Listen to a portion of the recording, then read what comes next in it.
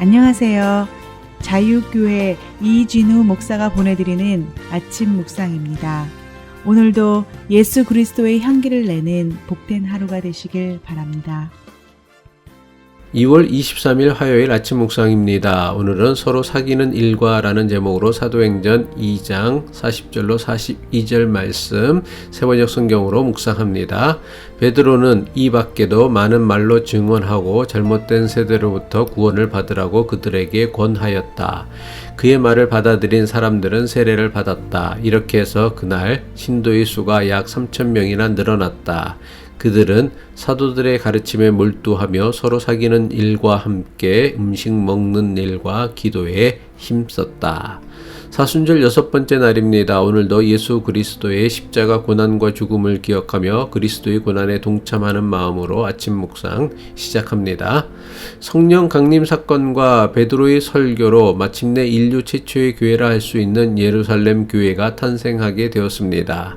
사도행전 2장 42절은 최초의 교회였던 예루살렘 교회가 어떻게 교회의 모습을 갖추고 있는가를 보여주는 매우 중요한 말씀입니다. 어제 아침 묵상에서도 설명해 드렸지만 개역 개정 성경은 마치 예루살렘 교회가 오직 기도하는 일에만 힘썼던 교회처럼 오해할 수 있는 여지가 있습니다. 사도행전 2장 42절 개역 개정 성경이죠. 그들이 사도의 가르침을 받아 서로 교제하고 떡을 떼며 오로지 기도하기를 힘쓰니라.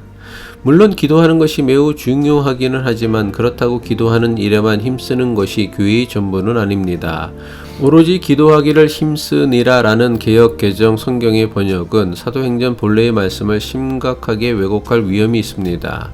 예루살렘 교회가 전념한 것은 단지 기도만이 아니었습니다. 예루살렘 교회는 사도들의 가르침을 배우는 일과 서로 교제하는 일과 일용할 양식을 나누는 일에도 힘쓰는 교회였습니다. 세번역 성경과 영어 성경은 원어 성경에 기록된 말씀을 개역 개정 성경보다 보다 정확하게 번역하였습니다. 사도행전 2장 42절 세번역 성경입니다. 그들은 사도들의 가르침에 몰두하며 서로 사귀는 일과 함께 음식을 먹는 일과 기도에 힘썼다. 이렇게 설명하면 목사가 별로 중요하지도 않은 것을 가지고 지나치게 집착한다고 여기는 분도 분명히 있을 것입니다. 하지만 이것은 그리 단순한 문제가 아닙니다. 실제로 개역 개정의 말씀을 근거로 해서 교회는 오직 기도하는 일에만 힘써야 한다고 주장하는 이들이 너무나 많은 것이 교회의 현실입니다. 예루살렘 교회는 물론 기도하는 일에도 힘을 썼지만 사도들의 가르침을 받는 일에도 힘을 썼고 서로 만나 교제하는 일에도 힘을 썼으며 함께 먹을 것을 나누는 일에도 힘을 쓰는 균형 잡힌 신앙 공동체였습니다. 예루살렘 교회는 무엇보다도 먼저 사도들의 가르침을 배우는 일에 힘썼던 교회였습니다. 예수님이 선포하고 가르쳐 주신 하나님 나라의 복음에 기초하지 않은 교회는 결코 예수님의 교회가 될 수 없기 때문입니다. 그 다음으로 예루살렘 교회는 성도들 간에 서로 교제하는 일에 힘썼던 교회였습니다. 여기서 말하는 교제란 헬라어로 코이노니아라고 합니다. 헬라어 코이노니아는 단순히 친교 생활만을 의미하는 것이 아니라 함께 협력하는 것을 뜻합니다. 다시 말해 예루살렘 교회는 성도들이 함께 모여 삶을 나누고 음식을 나누었습니다. 하지만 이것이 예루살렘 교회가 보여준 교제의 전부는 아니었습니다. 이들은 함께 협력하여 교회의 여러 가지 사역을 감당하였습니다. 예루살렘 교회가 보여준 성도의 교제는 함께 먹고 마심으로 단순히 인간적인 친밀함과 관계만을 발전시키는 것은 아니었습니다. 물론 성도가 함께 어울려 먹고 마시는 친교를 통해 성도들 간에 친밀하고 발전된 인간관계를 만드는 것도 매우 중요한 교회의 사명입니다. 하지만 이것으로 만족하거나 여기에서 멈추어서는 안 됩니다. 친밀한 관계를 통해 서로 협력하여 선한 일, 하나님의 일을 할 수 있는 성숙한 관계로 발전해 나가야 합니다. 예수님께서는 제자들에게 가르치시길 너희가 서로 사랑하면 세상이 너희를 보고는 내 제자인 줄 알 것이라고 가르쳐 주셨습니다. 요한복음 13장 34절로 35절이죠. 새 계명을 너희에게 주노니 서로 사랑하라. 내가 너희를 사랑한 것 같이 너희도 서로 사랑하라. 너희가 서로 사랑하면 이로써 모든 사람이 너희가 내 제자인 줄 알리라. 예수님께서 제자들에게 주신 새 계명은 세상 모든 사람을 사랑하라는 것이 아닙니다. 세상 모든 사람을 사랑할 수도 없습니다. 예수님은 먼저 내 제자라고 하는 너희들끼리 먼저 사랑하라고 가르치셨습니다.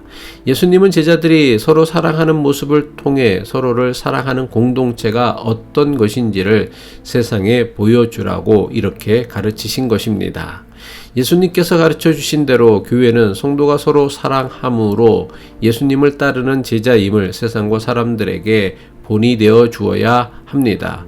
교회가 서로 사랑하는 관계로 발전하고 성숙하기 위해선 단순히 함께 먹고 마시는 일만으로는 부족합니다. 예수님께서 가르쳐 주신 하나님 나라라는 같은 목적을 위해 서로 돕고 섬기고 희생하는 동역자의 관계로까지 발전해야 합니다. 하나님 나라를 위하여 선한 일을 함께하는 동역자의 관계로까지 발전할 수 있어야만 이것을 진정한 성도의 교제라 할 수 있습니다.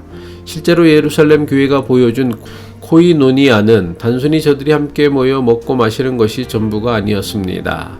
자신들이 가진 것을 나누고 어렵고 힘든 일을 협력하는 동역자의 관계로 만들어가는 교제에도 힘을 썼습니다.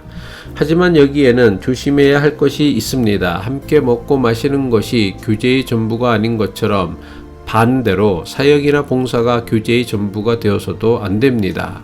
성도들 간에 인간적인 친밀한 관계가 없이 그저 교회 봉사나 특정한 사역을 위해서만 모이는 것 역시 제대로 된 성도의 교제라 할 수 없습니다. 성도가 함께 모여 하나님의 일을 하는 것은 성도 간에 친밀하고 성숙한 관계를 만들어 서로 사랑하는 성도의 관계를 만들어 가기 위함입니다.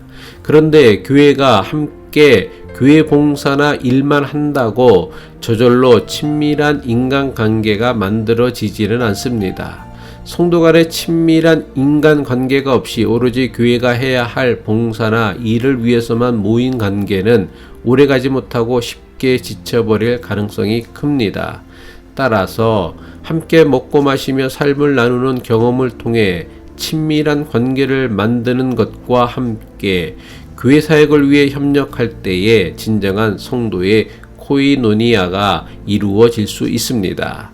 인간적인 친교와 교제로만 끝나고 하나님 나라를 위한 선한 일을 함께하는 동역자가 되는 데까지 나아가지 않는다면 이것은 성경에서 말씀하는 교제가 아닙니다.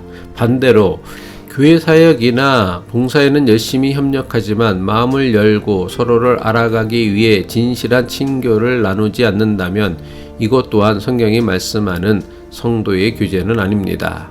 실제로 교회에는 예배에는 잘 모이지만 함께 신앙의 길을 가는 교우들과 잘 어울리지 못하는 분들이 많습니다. 말씀을 듣고 성경을 배우는 일에는 열심이지만 교우들과 친밀한 관계를 위한 친교를 나누는 일에는 별 관심이 없는 분들이 있습니다. 왜 이런 일이 생기는 것일까요? 신앙생활에서 성도 간의 교제가 얼마나 중요한지를 모르거나 인정하지 않기 때문입니다. 예루살렘 교회가 서로 교제하는 일에 힘썼던 이유가 무엇입니까? 사도들의 가르침을 받았기 때문입니다. 사도들을 통해 너희가 서로 사랑하라는 예수님의 가르침을 저들이 배웠기 때문입니다.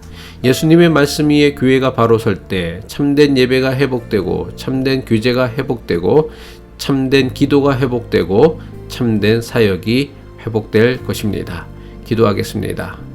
교회가 그리고 우리 신앙생활이 먼저 예수님의 가르침 위에 바르게 서게 하옵소서. 교회가 말씀의 능력을 잃어버릴 때에 시험이 찾아오고 다툼이 생기고 분열이 생기는 것을 기억하게 하옵소서. 예수님의 가르침을 따라 성도들 사이에 참된 교제가 회복되게 하옵소서. 예수 그리스도의 이름으로 기도합니다.